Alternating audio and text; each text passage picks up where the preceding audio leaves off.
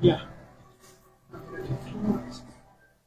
Gentlemen, this is 2 hours. To announce and declare the results of the presidential election. 2 hours. 2 hours, you don't say. Up to 13 hours. Yes, sir. You won't even feel it, sir.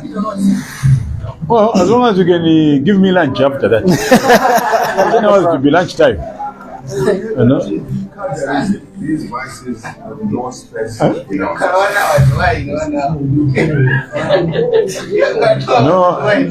1 hour is too short, 2 hours is too long.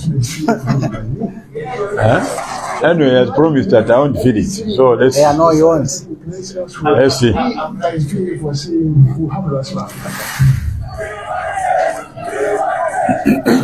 One of Radio 104.1 FM every Monday at 11 hours on the Bottom Line program for hot discussions on politics and Zambia's governance system.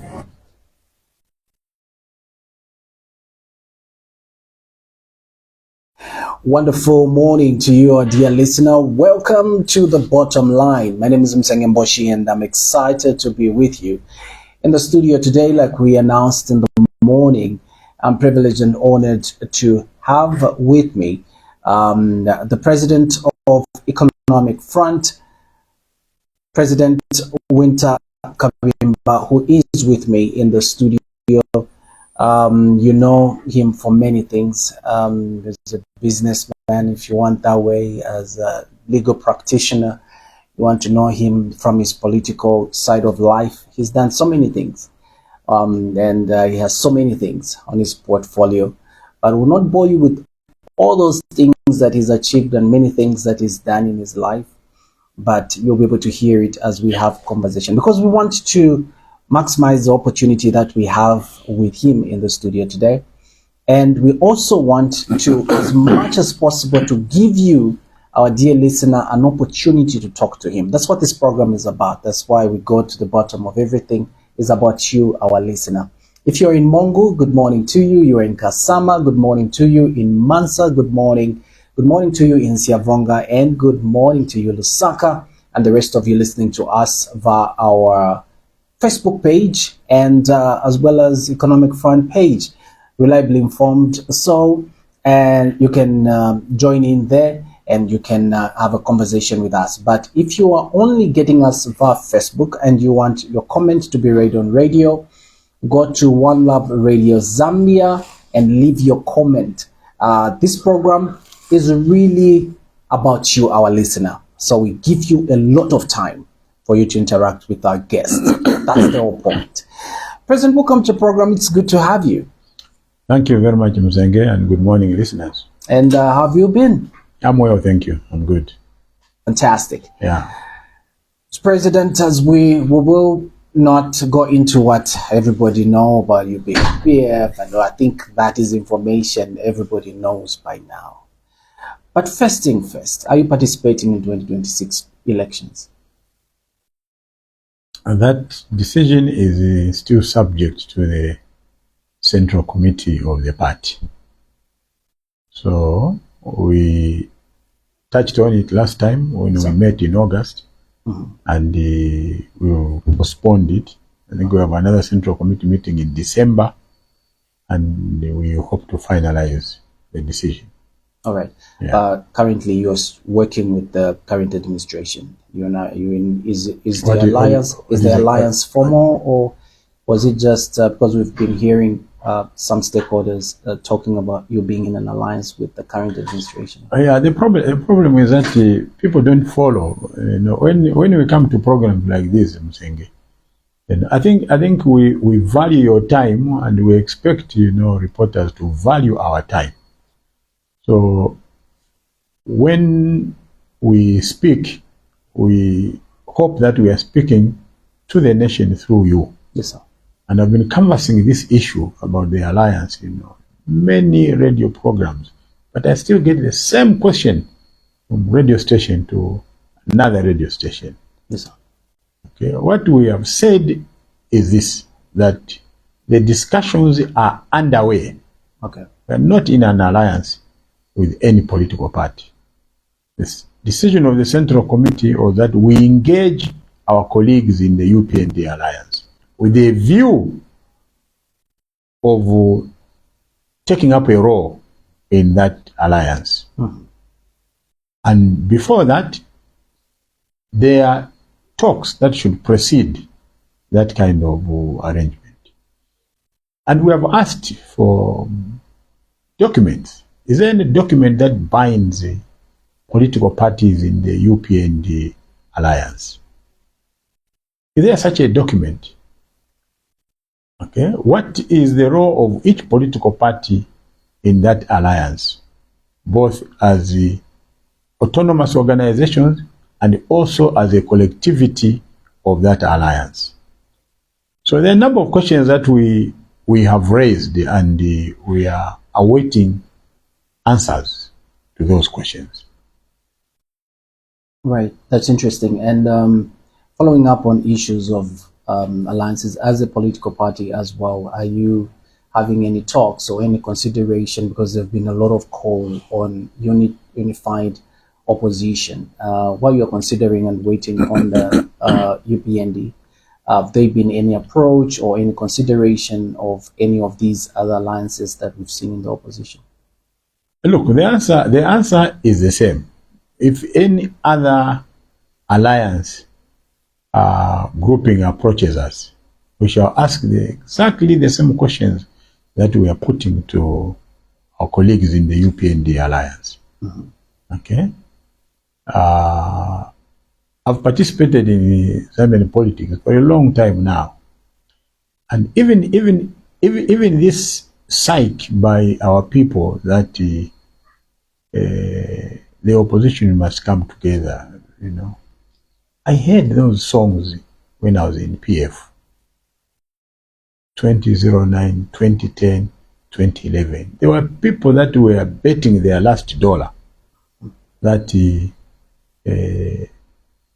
if PF doesn't get into an alliance with another political party, there's no way in God's name it could win an election that time. When the PF-UPND alliance broke up, you know, people were swearing to the high heavens, you know, that now you are done. You know, you had an opportunity to win this election. You have squandered it by disengaging yourself from this alliance, and you have no hope in hell. They were wrong. PF went ahead to win an election with that election single-handedly. So as a student of history, I always fall back on history. I don't depend on the so-called Chimwela. I go back to history. What are the lessons that I've learned in politics? And I use those lessons to make decisions, to get better, or to make better decisions. Okay? So that is our situation. In the economic front, we sit very sober, we analyze the situations, we debate as colleagues, and then we arrive at a decision that we think is in the interest of the party and in the interest of of the people of this country. So, President, I'm asking some of these questions.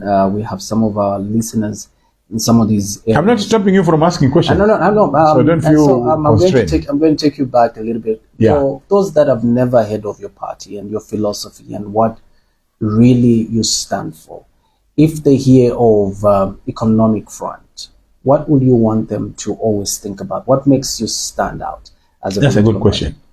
That's a good question.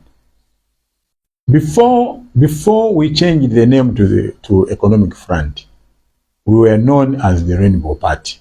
Yes. Political party that was registered way back in 2014, I think about November. Okay? There's a reason why we changed the name from the Rainbow Party to the Economic Front. One of the reasons was that the color logo, the use of the rainbow colors that we had, was causing problems, with our members and just other supporters. Because those colors, if you know, they are associated with the LGBTQ movement across the world. So when you try to access our website, for example, first thing that came up was the LGBTQ site. So it was decided we should move away from those colors and that name. Okay? One of the reasons why South Africa today is known as the Rainbow Republic is because in the South African Constitution, they actually have provided for the rights of the LGBTQ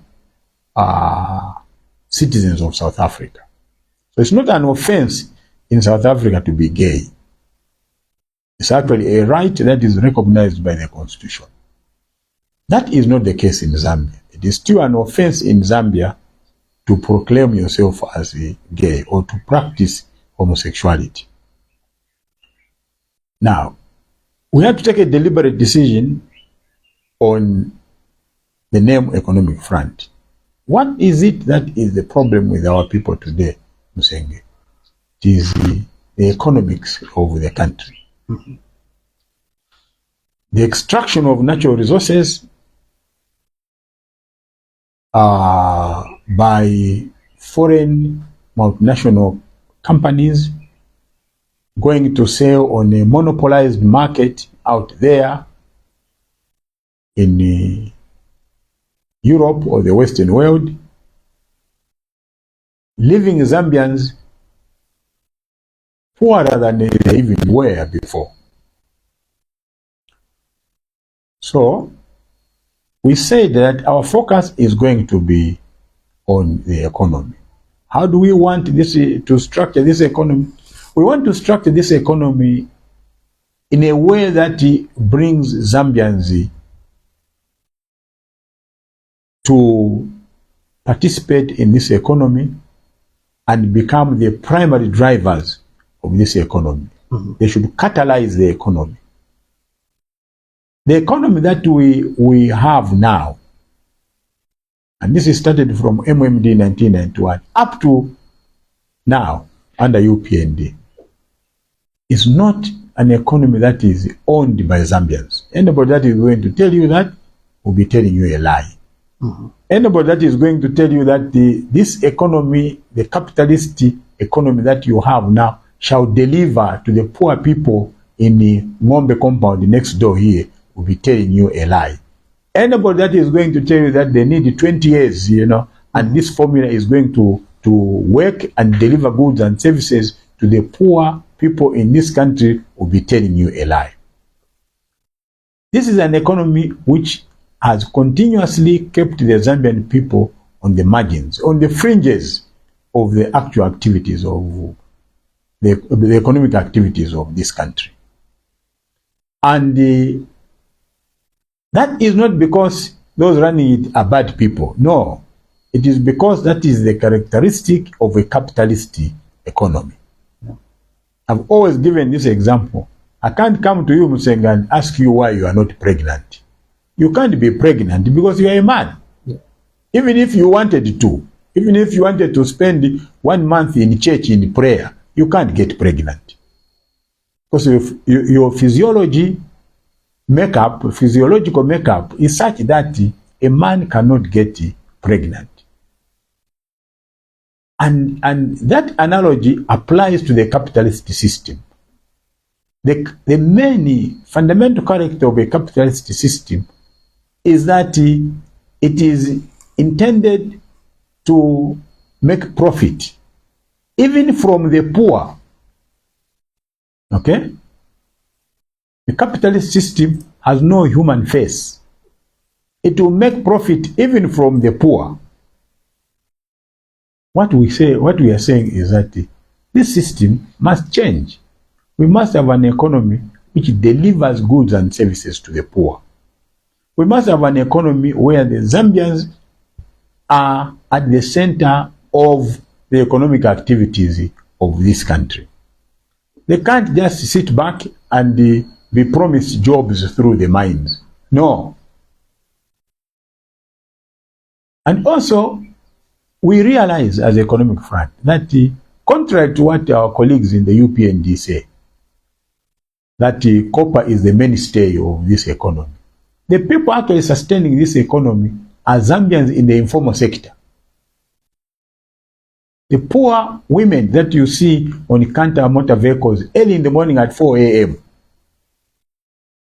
The guys that do the welding in Kalingalinga.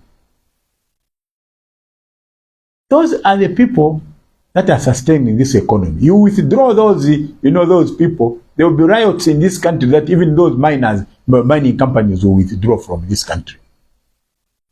Okay?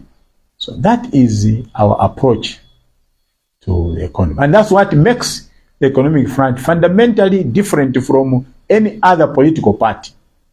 So when you listen to us, we don't talk about HH as an individual. So this balance, that what is wrong in this country is HH. That's not what we say in EF. What is wrong in this country is fundamentally the capitalist system that has existed in this country from 1991 when Kaunda was removed. That's what we believe in. HH has his own personal problems, that we can come to later. But you can remove HH just like you removed Edgar. Nothing has changed. Between 2021 and to date, the people in Kalingalinga are poorer than they were, in 2021. They are poorer today. Mr. President, I thought that by opening up the economy was one way. We've been told that it was the only way of survival at the time, 1991, and even now, when the UPND came in telling us, look, we've been in debt, we've had so many problems. The only way is to have as many investors as possible to come in. Let's open it up. Let's give out some waivers. Let's allow people from other places to come and on or help us in many ways. How sure are you that with the status quo, with the mindset that has shifted for 20 plus years, can still be realigned to realize that we can own this economy by ourselves under your leadership? It's not. I'm not saying that the economy should be exclusively have Zambia as participants. No, we need foreign direct investment. But I'll tell you, when you refer to opening up,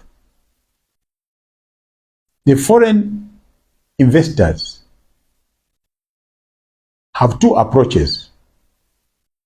When they come to Africa, they dictate the terms. When a British investor leaves Britain to go to America, he doesn't dictate the terms. The Americans dictate the terms. That's the difference. Okay? If I were a president, I would tell the Zambia Development Agency, ZDA, I would tell them, you are the ones to tell the investors where they should invest. That's not the case now. So somebody comes here and tells you, I'm an investor. And he tells you, I've come to rear chickens. Okay? Nobody kugulisa nkuku. That's what he has come to do. And then he brings, a couple of relatives. You must have certain sectors that should be left to Zambians. ShopRite went to Kenya. They have closed down because retail business is exclusively for Kenyans. Closed down. Because they didn't have any business. There were shops there in Kenya, that are bigger than the Kama ShopRite shop which they put up there. Okay? Now, if you are going to have a mall at every corner of this city, what do the Zambians do? What do the Zambians do?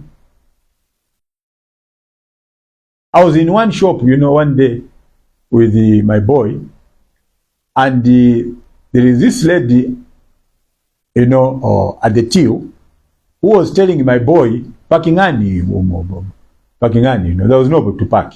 I told the girl, you would not do this in South Africa. There's nowhere in South Africa, a tailor can tell a Muzungu to pack his own groceries after paying them. Can't happen. That's the nature of the environment you have here. Okay? Who is benefiting from these malls? We are creating employment for South Africa, not for Zambians. These boys and girls in these malls get paid next to nothing. Next to nothing. Can't even survive on those paychecks. It's just that they have no choice. Why?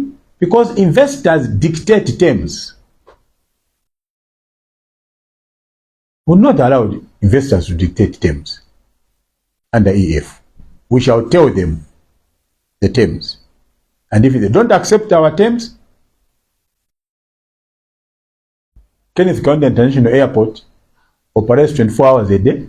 Go and jump on a plane and get out of this place. And so, what is making us not go that direction? Because it's been a while. We've been moving in cycles when it comes to mines, it comes to manufacturing, it comes for many other sectors. And this is a song that we've heard many stakeholders and leaders like yourselves complain about year in, year out. Where really is the problem? Is it we don't complain. Issue? In EF, we don't complain, we offer solutions. We don't whine in EF. We offer solutions. What is it that is that is wrong? It's that political parties ideally have no agenda. Okay. Again, the agenda is driven by outsiders. Okay. I made a statement, one time, which the IMF country representative disputed. I said, it's clear to me that the UPND and the IMF were having discussions even before UPND won. So by the time they were winning, UPND was very convinced that the IMF and the World Bank were going to help them solve the economic problems of this country. Wrong. They have it wrong. MMD had it wrong. Everybody has had it wrong from 1991. And if the Zambian people pick on another political party next year, they will still have it wrong. That I can assure you. Okay? Why is it that a radio station, Musenge, that started in 1991 is still the same today? Why? Not because you are dumb. It's because the opportunities are limited. And who should enlarge those opportunities should be the government. I'm a strong critic of our banking system. And the argument is simple. You can't found an economy on a foreign banking sector. It can't work.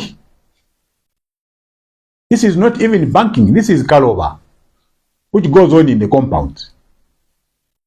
Go and get money at 33%, at 35%. You go and ask for 50,000 kwacha, they're asking for title deeds. Which house is worth 50,000 kwacha? Even in Karingaringa. There's no such a house. So the whole thing is ridiculous. Okay? So we know what we can do for this country as EF, given an opportunity. All right. And Mr. President, cost of living is one of the very huge things. Others have argued that, yes, we understand that even if the EF comes in government, prices will keep going up. But the problem is people are not having access to money. They don't have money in their hands for them to afford what's there. With your findings and with your proposals, how are you going to ensure that a common Zambian has the capacity to be able to afford the basics in their homes and the basics in the community? Look, I'm not an economist, I'm a lawyer. But some of these things, you don't even have to be an economist. Okay?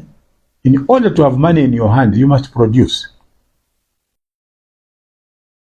When you produce, you must have a market.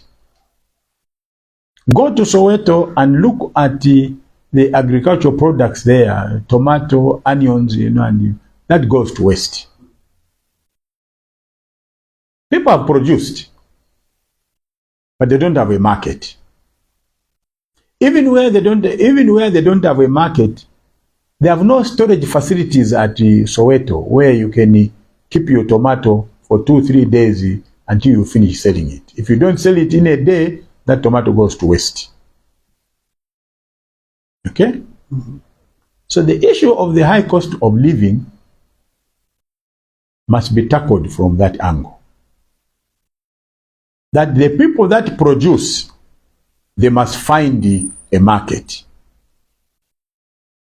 And this issue of manufacturing, value addition, you can't have a robust manufacturing sector when you don't have technology. Okay? To convert one, a piece of raw material from its crude form to a better form and condition, you need technology. There's no research. The Honorable Minister of Finance presented his budget, was it last Friday? Yes. Go back to that speech and see if you are going to find anywhere where he mentioned the allocation of money for research. None. Nothing. So if you are not going to invest in research, how are you going to answer questions how and why things happen scientifically? Not using witchcraft, but scientifically. Not using prayer, but scientifically. How are you going to answer those questions? I hear people, even during the Saturdays, Minister of Commerce, saying, "Oh no, we need value addition." That just sounds like a phrase which sounds nice in the mouth of everybody. Nobody says for you to value add, you need technology. You think you can just start from the middle and say, value addition. That is the reason why we are largely a trading country. To my shop, we are panga shop papa, now we are panga shop papa, now we are panga shop papa. Okay? There is hardly any manufacturing going on in this country. Hardly any. If there is any man, it is basic. It can't drive the economy. It can't diversify goods out there on the market. So how do you handle that? You need to get the government to deliberately invest in research. That's what the Chinese have done. That's what the Chinese have done. They have invested in research. They have poured in a lot of money. That's what the Americans do. Because when you have your own inventions, you can determine your future. You can't, Musenge, determine your future based on the technology that is given to you. You bring in tractors here, already assembled. And when I lose the key, for my tractor, I can't even find anywhere where I can make that key.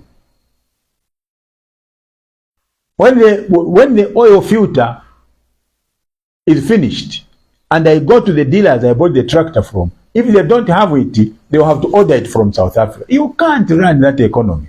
Doesn't matter how many speeches you make. Okay? So we need to start delving into technological research as a deliberate policy. You've got the Ministry of Science and Technology. Go and ask them what science they are doing there. Go and ask them, what technology, The only time I see the Minister of Science and Technology is when he's launching another model earphone for Airtel or MTN. Is that what he gets paid for? You are launching a 4G or 5G. Okay? In the meantime, you don't even make it here. Even Airtel, that on whose behalf you are launching that, they don't make it here. It's made, out there in Japan. So why are you proud? What is the pride in that? To create jobs for Japan? So we know what is wrong with this economy as EF. And I can swear to the living Lord that, doesn't matter what you do. If you don't have a political party that can take radical decisions and bring Zambians and put this economy in their hands, and you think that a mining company that is going to tell you we are creating 2,000 jobs, which you can't even verify, you think that they have brought heaven on earth, then you know that you have a problem. Wow. Interesting. If you just joined in, we're having the president of Economic Front Party, President Wynter Kabimba, with us in the studio, and we are understanding and learning Economic Front policy and how they look at things. And we are appreciating their philosophy and also appreciating them as a party. Like we mentioned, ours is to give you enough time. We will try as much as possible to give enough time for you to comment and to get in touch with our guests, because we want you to know. That's why we have this program. We want you to know as many political parties as possible, to understand them, so that as campaigns are beginning, as you are making a decision which political party to join, you have full information. Yeah. Mr. President, in understanding you and the political party, and just for people in all these areas that they're listening to us to appreciate you even further, we want to get to here. We'll give you maybe 2 minutes for each. Your policy on agriculture as a party. What is your policy, and how do you feel agriculture should be run effectively? Agriculture is supposed to be the mainstay of any country in the world. Because for you to be sovereign, for you to be a sovereign nation, you must first start by feeding yourself. Okay? For you to declare sovereignty, even at home, you must first start by having the ability and the capacity to feed your family. Doesn't matter how many cars you park at home. If you can't feed your family, you are not a responsible head of the family. So, agriculture for us in EF is sector number 1. That's how we have lined up the sectors. Because people have to eat. But not only eating. Food, nutrition is the first defense mechanism of your body against diseases. So you do 2 things when you eat. First, you eat because you are hungry. And secondly, because you want to give your body nutrients to build your antibodies to fight diseases. Not taking drugs. So agriculture for us is sector number 1, which must be supported by government. And our approach is that we want to establish, we are going to establish a bank for small-scale farmers and peasant farmers. These 2 groups of people, because they are the ones that would sustain the most effective and productive agricultural industry or sector. Okay? So, then you are going to feed the nation. What happens then after that? When you start getting into the area of overproduction,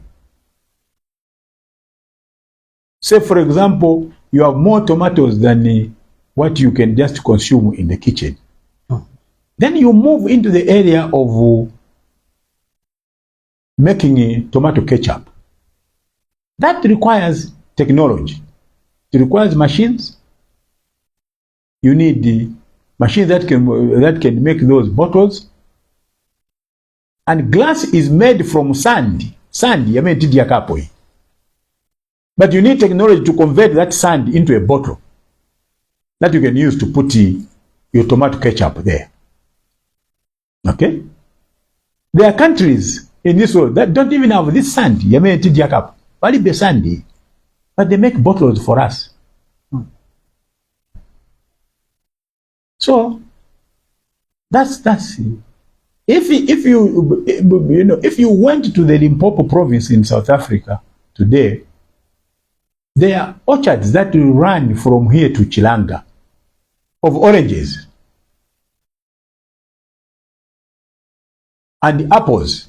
Now you can't finish eating those oranges. So you reach a point where you have overproduction of oranges. What do? Then you make orange juice. And then what do you need? You need that packaged material. And where do you get it from? You need paper, recycled paper, to make that boxy orange juice.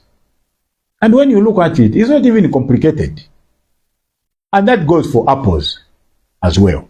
So you must encourage your people to produce food, to produce fruits, maize, and what? Can you imagine that we are eating imported samp here? Minis, imported samp.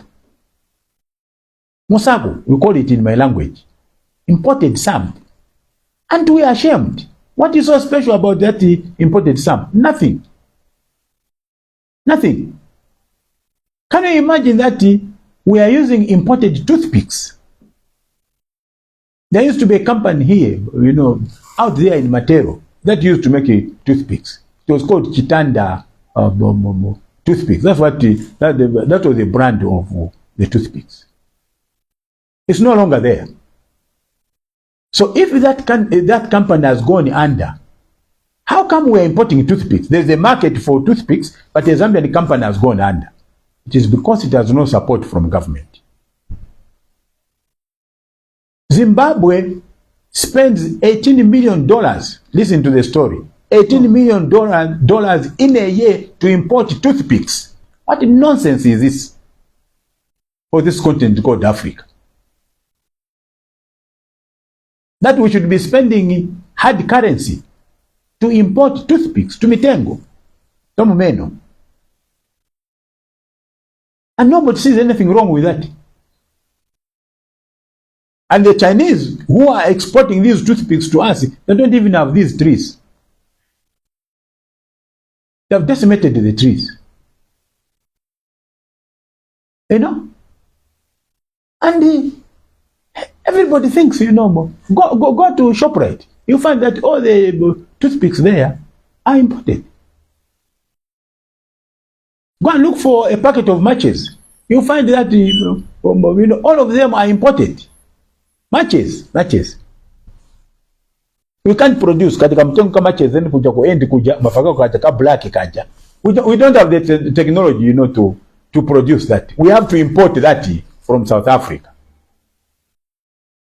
So for us, agriculture, we look at it from that perspective. The second sector that we think is important is education. After Bantu Vadia, they must have knowledge. Mr. President, before we get into education, we'll have a quick break and we'll continue right after that. Let's have a quick break. Be back shortly. Stay tuned. To announce and declare the results of the presidential election.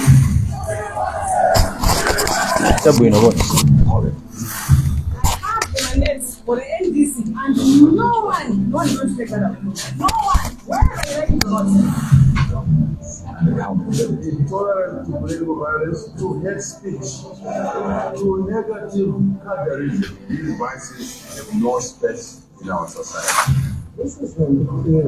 I'm talking to you from Kawangwa in the hills. And you don't want people that you know of legitimate fear headed by who? But we imagine what is taking place, the circus taking place elsewhere. We, as people, saying, who have the last laugh. Tune in to One Love Radio 104.1 FM every Monday at 11 hours on the Bottom Line program for hot discussions on politics and Zambia's governance system. The Bottom Line, only on One Love Radio. muri kuteerera muri panefemiro pa 91.5 FM pa 91.5 FM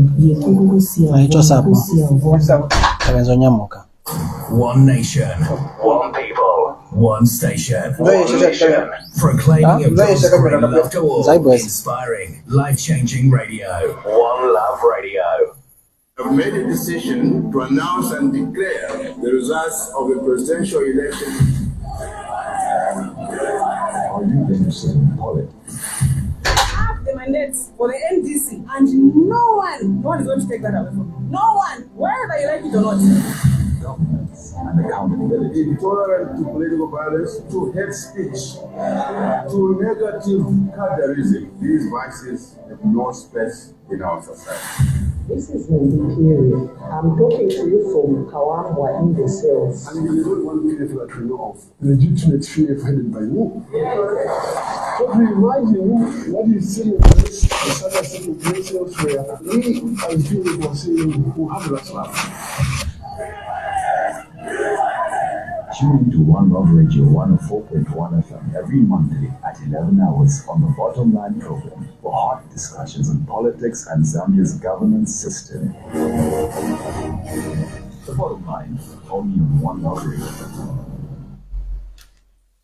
And that's right, you're still listening in to the Bottom Line here on One Love Radio. And we are having a conversation with Wynter M. Kabimba. We will be talking a lot about him today and just getting to hear their philosophy, what they believe in, what their ideas are about so many things as far as politics are concerned. You know very well that our guest we have in the studio is he is the president of Economic Front. That's our guest for today. He is the president of Economic Front, and the party that used to be called Rainbow, as we've heard, and it has changed now to Economic Front. And he gave us very beautiful reasons why they changed, and I'm sure that most of you could appreciate that even more. Now, as we'll be talking to our guests, there have been a lot of questions. Some of you people have already asked us and have already reached out to us, which we are asking. He was giving us what they believe in as a political party, what their philosophy is, what they will do different in many spheres. And he was just explaining to us about the education system is where he was getting. We started with agriculture, and now we're getting into the education system and how he feels education can change, how the education can be worked on, the education can be improved, and what they will do different as a political party. Mr. President, we want to find, you were talking education earlier, and we want to hear from you. Continue from that point. Yeah, thank you, Muzengi. Well, I was actually saying I'd moved away from the first core sector. Yes, sir. Which is agriculture. I moved to education. Now, education for us is sector number 2. Why is it important? In order for you to run an effective economy, in order for you to have citizens that would participate in the economic activities of the country and out there, you need an educated populace. You need a populace that is well versed in the knowledge in the different areas of what Keke used to call human endeavor. So education is important. Now, education is different from literacy. I think this is very important to state. Okay? When you are literate, it means you can read and write. That's what it means. Okay? The literacy classes that we used to do at Kafio Boys Secondary School. We used to have a literacy club there. Its job was to send the students around the communities in the area to go and conduct the literacy classes, to teach them how to read and write, A, E, O, U, and teach them the alphabet from A to Z, so they can read the Bible, so they can read a letter in vernacular, so they can read the basic English and just say good morning. That is literacy. Education is something that is above literacy, your ability to read and write. Education gives you the capacity to think. It teaches you tools about how to think through a problem. That's what education means. Education does not mean to read and write. It means to develop your mind and your brain to give you the capacity to appreciate a problem that you are confronted with and think about the solutions to that problem. So an educated person, Musenge, is a person in a community who is able to understand the social and economic conditions of that community and be able to think through and offer solutions. That's an educated person. And that's where we have a problem as economic front with the CDF policy today on education. It is a literacy program. It's not an educational program. The two are different. What is going on now is literacy training. It's not education. Okay? Because you can't have a teacher educate a class of 150 people. It's impossible. It's impossible. Okay? So, for us, education is important for that reason. If you are going to have mothers that are educated, they will understand even the prescriptions of drugs from the clinic or from a hospital. You can train them in home economics. They will understand how to mix inshaba. Uyu mwana mkampasa inshaba kuti achitechi akole bwino malnutrition ya vuta. So they will get that inshaba, the correct quantity, put in mix it with mini meal, make porridge ya inshaba, no mupasa mwana kuti mwana akule bwino mubiri unkale na mpamvu to defend itself against diseases. That is what we call education. And I thought I should make this distinction between literacy and education. And so, for you feel that the current free education going on is literacy and not education? Yes, this is a literacy program which is going on. All right, okay. Very interesting. Mr. President, you've worked for local government for 15 years. Yes. And you were also a town clerk. Yes. And you were also an advisor to a governor then on legal matters and many things. So you have a lot of experience in local governance. I can see you have my profile. You have dug me out. Mr. President, with the current CDF, the format that it's in, you should be one of the best people to give us your opinion about it. It's been 2026, it's been increased to 40, and there have been mixed feelings about it. TIZ this morning, according to some of our papers, have issued a thought. They feel that expanding it is not a good idea because it's being misused, underused, mismanaged, and they've also cited issues of corruption. With your experience and hands-on experience in local governments, what's your take on its current form, CDF, and what do you think should be done going? Yeah. Okay, Mr. Thanks. You see, It is high time that we change the culture of our politics if people are going to see results. Okay? The culture of politics now, which is exclusive, the winner take it all, will not develop this country.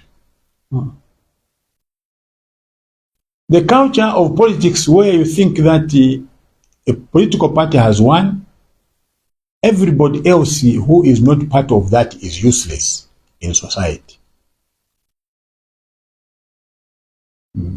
Chair Z is useless. All the opposition political parties, you hear, our colleagues in the UPND saying that, no, everybody in the opposition is just useless. No human being is useless. A political culture where you think that all the ideas are found only in the ruling party is dangerous. A political culture which is exclusive to the extent that it is impervious to any other idea apart from the ideas within the political party is dangerous. Now let me get to your question. Yes, sir. Local government is an established system all over the world. What is its function? It is part of the central government and it performs delegated functions of the central government. Okay? So, whereas the central government is responsible, for example, for constructing a road between Chipata and Lundazi, local government is responsible for maintaining the roads in Chipata. And Lundazi District Council is responsible for maintaining the roads within that district. Okay? ZESCO, you are young, you may not know, it was actually part of Lusaka City Council after independence. You know that? No. Okay. This is just a short lecture. I want to make you pay for it. Thank you. ZESCO was part of Lusaka City Council. Okay? The clinics in Lusaka district were part of Lusaka City Council. The Lusaka Water and Sewerage Company was a department of water within Lusaka City Council. I incorporated the company myself, which today is running Lusaka Water and Sewerage Company. I was one of the promoters with Michael Sata as governor. Okay? We maintained roads in Lusaka as Lusaka City Council. Now, the government used to give grants to local authorities.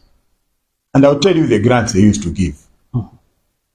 Water grant for Lusaka City Council to pump water from Kafyue into Lusaka and supply water to the residents of Lusaka. They used to give a roads grant. The government used to give a quarterly grant to local authorities to maintain the roads in the district. They used to give a sewerage grant to maintain the sewer lines and the Manchinchi sewerage pond that is just down here, garden compound. We used to get a grant. Okay? They used to get a grant, local authorities, for social welfare, welfare, where women in the communities used to go there for home economics. The government gave a grant, for that. Okay? Primary school education was under Lusaka City Council. Okay? They used to call the schools local authority education local education authority school. That's what the schools were called. They were under Lusaka City Council or under a local authority. Okay? The council had a vibrant council policy service. To do what? To enforce civic bylaws. Mr. President, let me just hold you on that one on bylaws. Let's just have a quick headline. The headlines will just take about less than 30 seconds. One Love Radio News Headlines. Good afternoon. To present the news headlines at 4 hours. Some residents of Lusaka have alleged that the Constituency Development Fund (CDF) is contributing the people in government and not the judiciary. Economic Front Party President Wynter kabimba says there is need for Zambia to have an economy that delivers benefits to the poor and vulnerable people. In international headlines, Somali security forces on Sunday said they had killed 7 El Shabaab militants who stormed a high-security prison in Mogadishu. And in sports, the first contingent of the Zambia men's national team has arrived in Zanzibar for Wednesday's Group E FIFA World Cup qualifier against Tanzania. Those were your headlines. Join us for the main news bulletin at 13 hours. I'm Mumba Tengash. Good afternoon. Thank you, Mumba, for that. And if you missed the first part of our program with our guest and you want to hear more in that headline of what he had said, what Mumba had read, please listen to the news at 13 hours. And we're having a conversation with Economic Front President Wynter kabimba with us in the studio. And he was talking about a very good presence of police officers that used to work with the council to enforce bylaws. Yes. Then. Okay. Mr. President. Thank you, Museng. So, that is, so there was a clear distinction between the functions of Zambia police in the city and the functions of council police in the city. Clear distinction. Now, this was a system which was running, and it still runs in many, if not all, the developed countries. We're trying to reinvent local government here. Maybe that is good if only we could do it the right way. Okay? So, my argument, and this is not an argument now because I'm talking about UPND. Even when I was in PF, I was totally against this monster called the CDF. And I'll tell you the reasons why. Yes. Firstly, it undermines, it circumvents the whole local government system. That's what it does. It contributes to killing the local government system. Now, if you are going to kill the local government system because you think you can use CDF, you are just committing suicide. Edgar was voted out of power, not because CDF was 1 million kwacha. If that's what UPND thinks, then they are missing the point. Because I hear this song, no, you know, it was just 1 million kwacha, now it is 36 million kwacha. That's not, what matters is not the figure. What matters is the principle. The 40 million kwacha today is just as bad as the 1 million kwacha under PF. So if UPND thinks that 40 million kwacha is a success story, they better think again. Secondly, if you gave 40 million kwacha to Lusaka City Council, for example, you have ways and means of auditing that. The council has qualified accountants. The council has qualified auditors. Over and above that, the council has elected the representatives of the people in Lusaka district that oversee how government, how council is using the money. CDF, and this is why you find that in parliament nobody makes a lot of noise about CDF. That's the only time when the opposition and the government are together in bed. That's when they are buddies. Why? because it's a bedrock of corruption. So what TIZ is saying is true. Why is it a bedrock of corruption? Because it is not superintended by representatives of the people. Okay? Nobody elects that CDF committee. People don't elect it. There's no system of appointing those CDF committee members. Okay? Big as if the money is here.